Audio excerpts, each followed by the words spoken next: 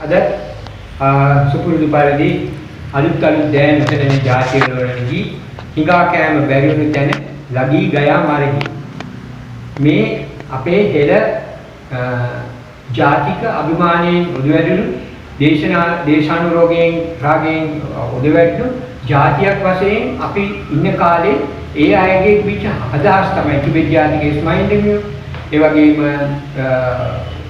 මිගට්ටවත්තේ ගුණානන්ද ඒ වගේම ශ්‍රී රාහුල හාමුදුරුවෝ ඒ දහස් ගාණක් ඒ කාලේ හිටපු අයගෙන් අපිට අතේ ඇඟිලි ගානටත් වැඩි අඩු සංඛ්‍යාවක් තමයි මෙසේ ජාතිකාභිමානයෙන් ඔදවැඩිලා ගියපු දේශානුරාගයෙන් තමන්ගේ හදවතේ තියෙන උතුරා යන ප්‍රේමයෙන් කතා කරලා අනේ මේ දැන්වත් මේ රට වැටලා තියෙන ප්‍රපාතයෙන් ගොඩගනිමු කියලා කිව්වේ එදා සුදු අධිරාජ්‍යයට අපේ මේ සිංහල දීපයේ අයිතිව තිබුණා හැම නිතරම සටන් වලට තමයි පුහුණුනේ ගොංගාලේගොඩ බණ්ඩා එතකොට මේ වීරපුරම් ආපු ඒ අය සුදානම්. එතකොට හැම කෙනෙක්ගේම මෙන්ටැලිටි එක හැදිලා තිබුණේ ඔන්න ඔය යුද මානසිකත්වය. අදත් අපි කියනවා දැන් LTT මේ යුද මානසිකත්වය තිබුණා කියලා. ඒ වගේම මේ රටේ දියුණුවකට අදාළව තිබිච්ච සියලුම දේවල් නැති බං අස්ත උනේ.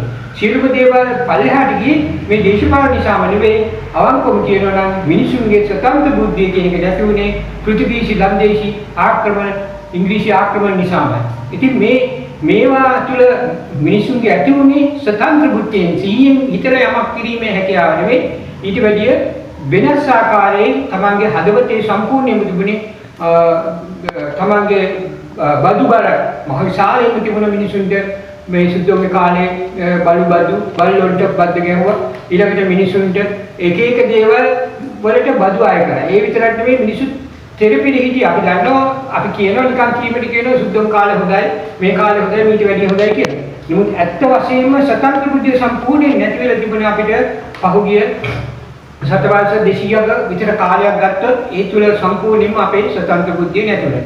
ඒ හේතුව නිසාම අලුත් නිර්මාණ බිහිුනේ නැහැ. ඊට පස්සේ ආපු රජවල් පවා ඒ නිර්මාණශීලී දරුවන් අපේ රටේ ඕන තරම් බිහිුණා. ඒව නිකන් කැලේ පිපිල කැලේ පරවල යන මල් වගේ නිකම්ම නැතිලා ගියා. මගේ පුංචි කාලේ මට ඒක හොඳ අත්දැකීමක්. මමත් ඒ වගේ නිර්මාණශීලී හැකියාවන් තිබිච්ච අපේ තරුණ සොසයිටිස් පීඨවල සංගම් පීඨවල මාතර කිතලේ පිළිවෙලෙන් අපි දන්නවා හැම ඊදම ළමයි 150ක් විතර රැස් වෙලා අපි අලුත් දේවල් කරන්න ඕනේ කියලා ලොකු හැඟීමක් තිබුණා. ඒ වගේම අපේ මම ගියපු කුමාර් අපේ ඉස්කෝලේ සාදර තෝමස් කුමාර විද්‍යාලයේ ඒක හිටපු උත්තමයේ විදිහට තමයි අපි කුමාරතුංග මුනිදාසයන් දකින්නේ.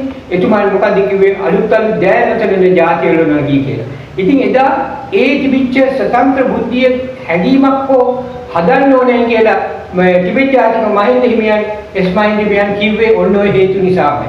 ඉතින් අද මගේ මේ වීඩියෝ එකෙන් ගේන්නේ පුංචි නිර්මාණාත්මක සූර්ය බල ශක්තිය අපිට ආසියාතික රටවල නිතරම ලැබෙන ඒ තුලින් යම්කිසි පුංචි නිර්මාණාත්මක හැකියාවන් දරුවන්ට දීලා ඒ දේවල් අපි වැඩි දියුණු කරන්නේ කොහොමද කියලා. එතකොට මේ ඊශ්‍රායලයේ කියන රටේ උගක් විද්‍යාඥයෝ බිහිවෙච්ච රටක් විශේෂම යුදෙව්ව ඒකෙන් තමයි අරගෙන ගියේ ඔරකොට් නිර්මාණ කරන ඇමරිකාවට ඒකෙන් තමයි අරගෙන ගියේ වෙනත් රටවල් වල.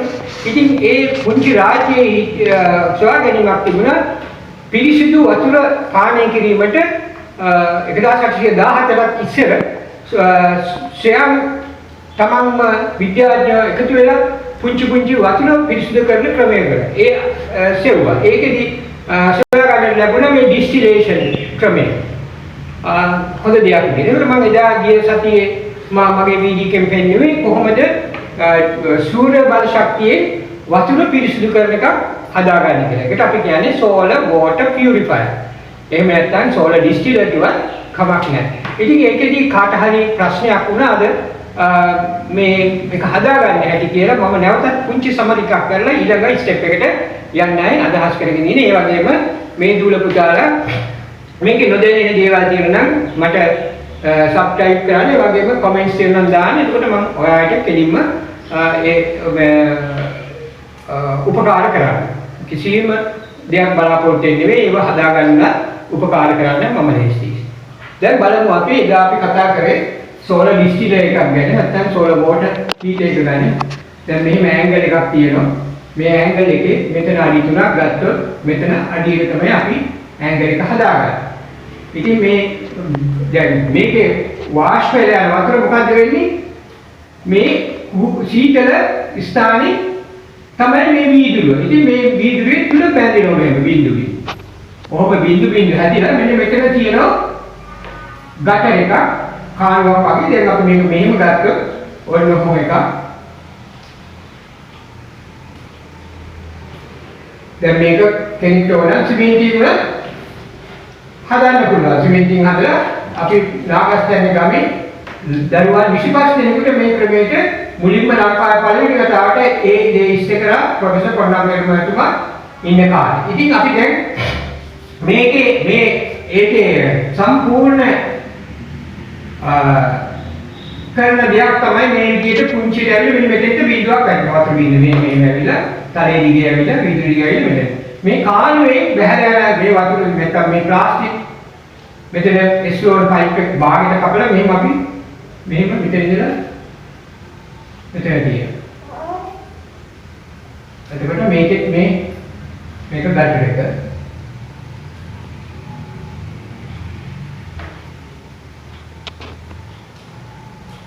මෙතනින් තමයි අවුට්. එතකොට අපි ඉන් කියලා දාන්නේ මෙතනින් බොළ ජලය අපිරිසුදු ජලය උනත් මෙන්න මෙතෙන්ට දැම්මම කොටිම බේරේ වතුර වැවේ වතුර උනත් අපිට පුළුවන් පිරිසුදු බොළ ජලය බවට පත් කරන්න. ඒකට කියනවා මල්ටි ඩිස්ටිලේෂන් එකක් සිස්ටම් එකක් තමයි අපි මේ වගේ දෙයකදී අතු කරන්නේ. අදහස් කරන්නේ. නමුත් මේ වගේ දේවල් වලදී ගෙදර පුංචිට හදාගන්නකොට මඩවලකින් ගත්ත වතුර උනත් මේකේ පතුලේ ඇදුනොත් මේ පතුල අපිට සුද්ධ කරන්න පුළුවන් විදිහට මේකේ ලිඩ් එකක් වෙනමම තියෙනවා මේ පැත්තේ දොරක් දාලා මේ මොහාන පුළුවන් ඒක රබර් මේ බීඩින් එකක් දාලා මේ මඩ තියෙන්නේ දැන් මේක උඩ තියෙනවා මේ පෙට්ටිය මේක තියෙනවා දැන් මේ පෙට්ටිය උඩ තමයි වීදුර තියෙන්නේ මෙහෙම මේ වීදුර කෑම එතකොට එක වීදුරයක් අපිට ඕන 3 මිලිමීටර් නැත්නම් නූල් කියලා කියන මේ තුනේ මිලිමීටර් තුනේ වීදුර කෑල්ලක් මේක ගන්නවා මෙතන සිලිකෝන් ගම් එකකින් මේක ආවරණය කරලා දැන් මේක නිතර අයින් එකක් නෙවෙයි අපි කිව්වා මේකට දාන්නේ පොලිතීන් කියලා කලුර පොලිතීන් එක එහෙම නැත්නම් සල්ලි දෙන කෙනෙක් නම් ඇලුමිනියම් ෂීට් එකක් බ්ලැකන් කරලා ස්ප්‍රේ කරලා මේකේ වස්සන්න පුළුවන් ඔන්න මේක තමයි එතකොට අපි කිව්වේ එතකොට මේ සිද්ධිය වෙන්නේ මොකක් නිසාද කියලා මම පැහැදිලි කරා කලුර අලු කුෂ්ඨ තාපය ඉක්මනින්ම අවශෝෂණය කරනවා ඇලුමිනියම් එතකොට good emitter good absorber good emit කරනවා ඒ වගේම ලබාගත් තාපය පිට කරනවා අවශෝෂණය කරනවා පිට කරනවා ඉතින් මේ තාපය පිට කරනකොට මේ තලයේ තියෙන වතුර ටිකට මොකද වෙන්නේ වතුර රත් වෙච්ච වතුර ගිහිලා කොහෙද යන්නේ වාෂ්ප යන්නේ මෙන්න මේ තලයේ එතකොට හොඳට ඉරේලිය තියෙන වෙලාවට මේ ඉරේලිය වැටෙනකොට මොකද වෙන්නේ මේ වතුරේ තියෙන ඇලුමිනියම් ෂීට් එකේ හෝ මේ පොලිතීන් එක උඩ තියෙන වතුර ටික වාෂ්ප වෙලා මෙන්න මේ තලයේ දිගේ මෙහෙම වීදුරුව අතුල් පැත්තේ අර හරියට දාඩි දානවා වගේ මේ නැවිලා මෙන්න මේ කුංචි එතන තියෙන කපපු පොලියට කපපු භාගයට හරියට කපපු මේ ස්ලෝන් බඩය එතකොට මේකේ වැටෙනකොට ඇතුලේ තමයි මේ සම්සිද්ධ වෙන්නේ මේක ඇතුලේ මේ මැවිල වැටෙනම ඒකෙන් බඩයක් දාගෙන මේක පොඩ්ඩක් අරගෙන ගියේට ඒකේ බඩයක් දාගෙන මෙහාට වෙන්නේ ඔච්චරයි බොහෝ සරලයි ඉතින් මේක දැන් අපි හිතන්නේ මේක එකයි නෙමෙයි හැබැයි මේක කාට හරි ඕන අන්තිමටම ජරාව වතුර ටිකක් කියන අපිරිසුදුම ජලයේදී ඒවට කියනවා මල්ටි ඩිස්ටිලේෂන් කියලා ඒවා වෙනත් විවිධ ක්‍රම වලට භාවිත කරලා ඒකිනුත් අන්තිම පිරිසුදු ඒ කියන්නේ මේ DIS water කොටින්ම අයල මොකක්වත් නැති වතුර අපිට ලබා ගන්න පුළුවන්. දැන් අද මේ කතා කරේ පුංචි සරල ඇටවුමක් හදා ගන්න හැටි අපිරිසුදු සාමාන්‍ය අපිරිසුදු ජලය පිරිසුදු ජලය බවට පත් කරලා මීටර එකක් දිග සහ මීටර එකක් පළල මේ වගේ එකකින් අපිට ලීටර් 5ක් ගන්න පුළුවන් වෙනවා. මේ පැත්ත මීටර එකයි මීටර එකයි. ඒක ඉතින් ටික දැන් බලපුවොත් මෙතනින් වතුර අපි දාන කුණු ජලාලයක වතුර. දැන් මේ නාගස්සන්නේ ගමේ කඳු මුදුලේ ඉඳලා එන වතුර එක දැනක සමානලට ටොයිලට් ෆික්ස් හයි කරලා තියෙනවා ඒ බඩ තියෙන ඒකෙම පල්ලයක් මිනිස්සු දන්නේ නැහැ මිනිස්සු දානවා. කොහොම ගම් වල ඕන තරම් ඇති කඳු පලාත. ඉතින් ඒ කඳු වලින් එන ඒ ජලය ආශ්‍රිතව අපි කරපු පරීක්ෂණවලදී පීඩා දැනිලා වල දීලා ඉතින් අනු මේකේ ඒ වගේ දැනගන්න ලැබුණා මිනිස්සුන්ට නයිට්‍රේට් ප්‍රතිශතයේ නයිට්‍රේට් මේ ජලයේ බොහොම බහුල තියෙන නිසා කැන්සර් හැදෙන බව ඉඩ තියෙන විදිහ. ඉතින් ඒ අනුව පිරිසිදු වතුර ටිකක් අපි හැමෝටම අවශ්‍යයි. මෙන්න මේ වගේ දෙයක් මේ මගේ පුතාලා දුවලා හොඳට මේක අවබෝධ කරගත්තොත් බොහොම සරල ප්‍රින්සිපල් එකක්, සරල මූල ධර්මයක් මේ තුලින් විශාල පිරිසකට උපකාර කරන්න පුළුවන්. දැන් මේකේ මම මල්ටි ඩිස්ටිලේෂන් කියන එක අපි බැලුවා. මෙන්න මේ අවුට් වෙන වතුර ටිකට නැවත වරක් මේ වගේම ඩිස්ටිලේෂන් එකක් ඇතුළට යවලා ඒ වතුර ටික නැවත බාෂ්ප කරන එක තමයි කරන්නේ. ඒක බලමු මල්ටි ඩිස්ටිලේෂන් එකක් කොහොමද වැඩ කරන්නේ කියලා. මේ මූල ධර්මයි කිසිම වෙනසක් නැහැ. ඒකේ තියෙන අර මාත් කියපු විදිහට මේකෙන් ගන්න පිරිසුදු වතුර ටික ඊළඟ channel එකට යනවා. ආපහු තව channel එකකට. එහෙම කරලා ඉතාමත්ම පිරිසුදු DNA water නැත්නම් කිසිම අයනයක් නැති වතුර ටිකක් බවට පත් කරන්න පුළුවන්. එතකොට ඒ වගේ දේවල් කරන්න තමයි බලයක් මේ තුල තියෙනවා. ඒ විතරක් නෙවෙයි මම මේ ඩෙවලොප් දාලා කිව්වා ලුණු වතුර කියලා මේක දැම්මොත් 90ක් විතර ඒ වතුරේ තියෙන ලවණ ගතිය සම්පූර්ණයෙන් ඉවත් කරන්න පුළුවන්. ඉතින් ඒ වගේම අපිට මල්ටි ඩිස්ටිලේෂන් එකක් හදාගත්තොත් අපිට ඒ ප්‍රමාණයට අඩු කරගන්න පුළුවන්. ඒකට මෙන්න මේක තමයි මල්ටි ඩිස්ටිලේෂන් කියලා කියන්නේ. දැන් මෙතනින් දැන් කාටත් පැහැදිලි මෙහෙම එකක් ගන්නගෙන මෙහෙම කරලා දැන් මේකේ මෙහෙම තියෙනවා. කෝපයක් වගේ තියෙන්නේ. ඒකට දැන් මේකේ බීජිය ඇවිල්ලා මෙහෙම ඇවිල්ලා මේකට යන්න රැක්නවා. අපිට මේක දික් කරලා තියෙනවා මෙහෙම පයිප් එකක්. මේ පයිප් එකේ භාගයේ කපල තමයි අනිත් පැත්තේ ඒකේ හාෆ් මෙහෙම තියෙන්නේ. ඒකට මේක ලියක් නම් මෙහෙම ලීක් එක ලියක් නම් මේ ලියේ මේ එළියට ආවොත් ඒකට මෙතෙන් අපි බඩයක් සම්බන්ධ කරනවා. මේ බඩේම ඊළඟ channel එකට මේ විදිහට තියෙන තවත් එකක් සම්බන්ධ කරලා මේව අපිට කරන්න පුළුවන්. ඒ වගේ. ඒකට මේක තවත් එකක් කොහොම ගන්න පුළුවන්. ඉතින් ඒකට අවශ්‍ය වෙන්නේ නෑ නමුත් දෙවෙනි එක කියනකොට බොහෝ දුරට 99.9 ගානක්ම මේ අයින් වෙලා තියෙන්නේ මේවයි අයින් නැති වෙලා දැන් සීවෝට වල 99.98ක් වගේ තියෙන්නේ දැනෙන්නේ නෑ වතුර බොන්න පුළුවන් ගානට තියෙනවා. එහෙනම් ඔන්න මේ තුල පුතාලට සූර්ය බල ශක්තිය දාගෙන අපේ ගෘහ ජීවිතයේ එක්තරා අවස්ථාවකදී මේ දරුවන්ට නොමැතිව ජීවත් වෙන්න බැරි තරම් තත්ත්වයක් කොහොමද හරි ආවොත් රටේ අපිට ලුණු ජලය හරි ගොඩ ජලය බවට පත් කරලා ඔය විශාල මේ කාන්තාරවල ඒ වගේම මම හොඳට මේ අධ්‍යයනය කරලා කියන්නේ ගුජරාට් ප්‍රාන්තය විතරක් ගැලුම් 5000ක් පැයකදී ඒව එළියට දාලා වගා ව්‍යාපාර පව ඇති කරලා තියෙනවා අපිට මේ කිට්ටුම රටවල ඉන්දියාවේ. ඉතින් ඒකට ගුජරාට් ප්‍රාන්තේ 5000ක් මේ ගැලුම් 5000ක් මේක එළියට දාන්න පුළුවන් උනේ මේ සිස්ටම් එක මේ ක්‍රමය තව පොඩ්ඩක් වැඩි දියුණු කරලා. ඒ ගැන මම පසුව කතා කරනවා. දැනට මේ ඉතා සරල ඇතුම මේ දුල පුදාට කාටත් ගෙදරක රුපියල් 3000ක් විතර දෙන්න නැතුව මේ ටික කරගන්න පුළුවන්. අපි බලමු මේකම පොලිතින් වලින් කොහොමද කරන්නේ කියලා. දුප්පත් අයගෙකුට මේක කොහොමද පොලිතින් වලින් කරගන්නේ කියලා.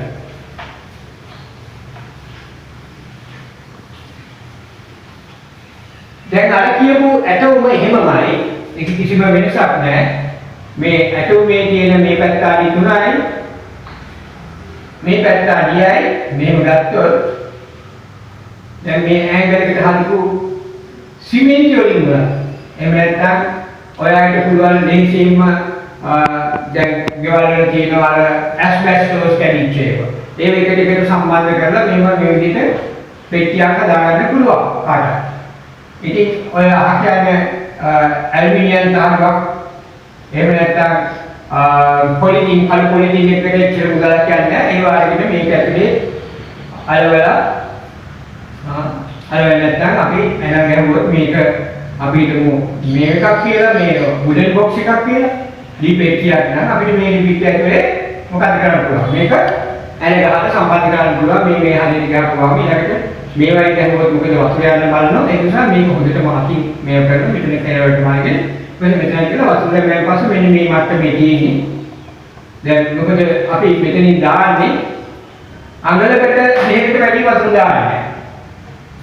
ඉතින් ඒකේ විශාලත්වය වෙන්න මේක ධාරිතාව වතුර ධාරිතාව වැඩි වෙනවා. ඉතින් දැන් මේක මෙහෙම රත් වෙලා උඩට නැගිනවා මේ කළු පොලිතින් එකේ තියෙනකොට. ඉතින් දැන් ඕක තමයි ඉතාමත්ම සරල ඇටුම මේකට රුපියල් 5000කට අඩු වේදකින් මීටර එකක වීදුරුවක් කරකට තරමක් මුදල් යන නිසා මෙන්න මෙතන ඇදලා පොලිතින් එකක් මෙතන දාන්න. මෙයාට පුළුවන් පොලිතින් එකක් මෙතනින් ඈන් ටිකක් ගන්න. තරමක ගන්න පොලිතින් ගොඩාක් ගන්නකම් යටි මේ පොලිතින් එකක් දාලා මෙතන මෙහෙම සීල් කරනවා. ඊට පස්සේ මේක ඇතුලේ තියෙනවා කලින්ම අපි හදාගෙන තියෙන්නේ මෙතෙන් දැන් ඇණියක් ගහලා මෙතෙන් මේක කරන මෙන්න මේ විදිහට ඔය නම එකේ මෙතනින් මේ පීලට මේව කරන මෙයාකඩයක් කුංචාකඩයක් ටිකක් ගහලා මේ ඕක අපිට පීල හදාගන්න පුළුවන්. තේරුණාද? එතකොට මෙතන එන්නේ එජ් එක නැත්නම් අන්තිම කරනකොට පෙට්ටිය අන්තිම කොටස. හොඳට තේරුම් ගන්න. දැන් මේක මෙලිනේ. දැන් මෙතනින් එන පුංචි කොටස ඒක මේ විදිහට කපන්නේ නැතුව ගත්තම මේකම එතකොට මේක එනවා මේ කොටස එන්නේ මොන විදිහටද? රවුම් විදිහටනේ. එතකොට මේ කපලා තියෙන ඇතුලේ තියෙන ටික විතරයි. එරණි මේ බොක්ස් එක ඇතුලේ තියෙන. හැබැයි පිටේ එන කොටස කපන්නේ නැතුව අපි ඒකට සම්බන්ධ කරනවා. කෙලින්ම මෙන්න මේ විදිහට පයිප් එක.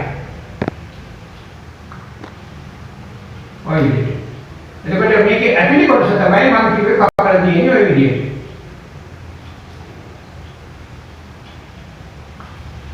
ඒක පිටේට සම්බන්ධයක් නැහැ. ඔය විදිහට දැන් එනම් මේක තේරුම් අරගත්තා නම් ඔන්න මම කියනවා මේ දරුවට කාට නිවාඩු කාලේ වගේ විද්‍යාත්මක පදනමක් මේක තියෙන්නේ. ඒක තේරුම් ගන්නකොට මේක කරන්න පුළුවන් කියලා. එතකොට අපි දැන් මේක පුතාලට ඉංග්‍රීසි වචන දැනගන්න ඕන නිසා මම මේක ඉංග්‍රීසියෙන් පොඩ්ඩක් පැහැදිලි කරලා කියනවා. Now I am going to explain about in English. So this is called water purifier. So there is the top layer is the top glass 1 mm 3 mm glass layer here, and inside there is a blackened polythene here. So then what is the principle is that the incident rays. What are those incident rays? We are called incident. Incident rays. Then it goes through the glass layer, 3 mm glass layer, then absorb this blackened sheet or polythene sheet, nearly 90-95% absorb. Then what happened? Then the water heat up. Firstly, then the black polythene is heat up. Then the second, then the water is become heat up. So then the heat radiation and with the water evaporation starting.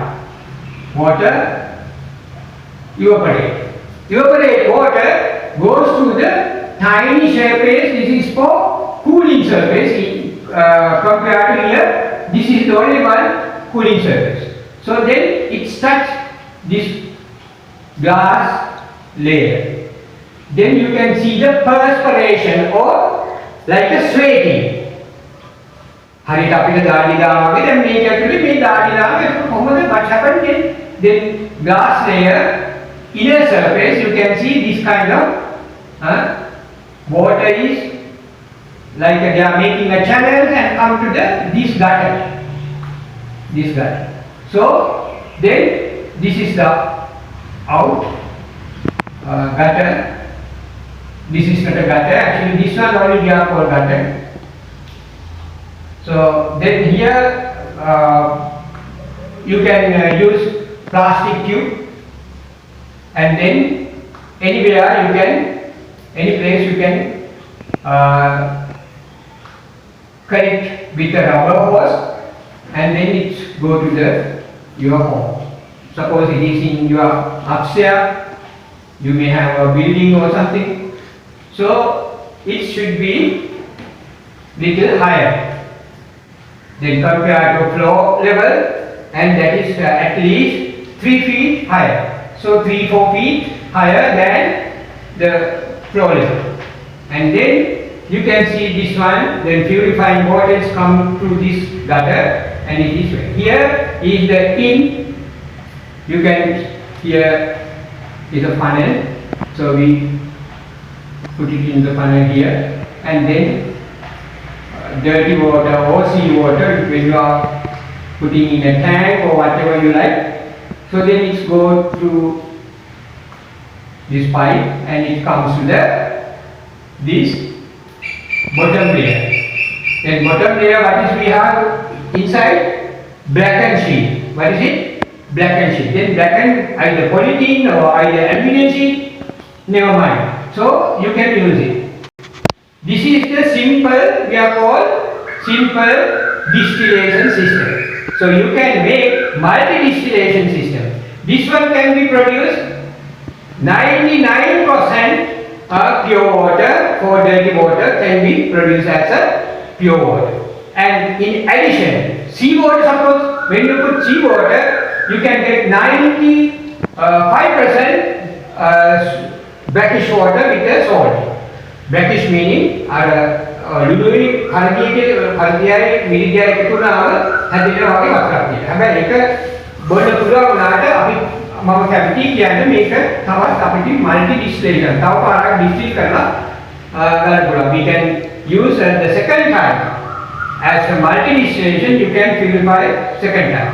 Or either some of them it is better because than the well water. Sometimes I know that nearby the sea area there are so many wells. So some area even the well water also brackish. Brackish meaning salty. So that water is not so good for health, but this water is better than that water. This water. Okay. So දැන් අපි අන්තිම මේ අදහස දුන්නා. දැන් මේ පුතාලට විද්‍යාත්මක තේරෙනවා. ඊළඟට මෙතන ඇබ්සෝබ් කරගන්න එක මම කිව්වා. දැන් මේක ඉංග්‍රීසි වචන ඔක්කොම පුතාලා ඉගෙන ගත්තා. එහෙනම් අදට මෙච්චරයි. ඊළඟට අපි තවත් වීඩියෝ එකකින් හම්බ වෙලා මේ සූර්ය බල ශක්තියෙන් කොහොමද උයන්න කියන්නේ කොහොමද කියන එක තමයි ලබන සතිය අපි කියලා දෙන්න යන්නේ. ඒක හරිම සරලයි. විශේෂයෙන්ම අපේ හම්බන්තොට පැත්ත ඒ වගේම දවස් 360ට පරිදි 240කට වැඩිය හොඳට ඔබ ආලෝකයේ තියෙන ප්‍රදේශයක්.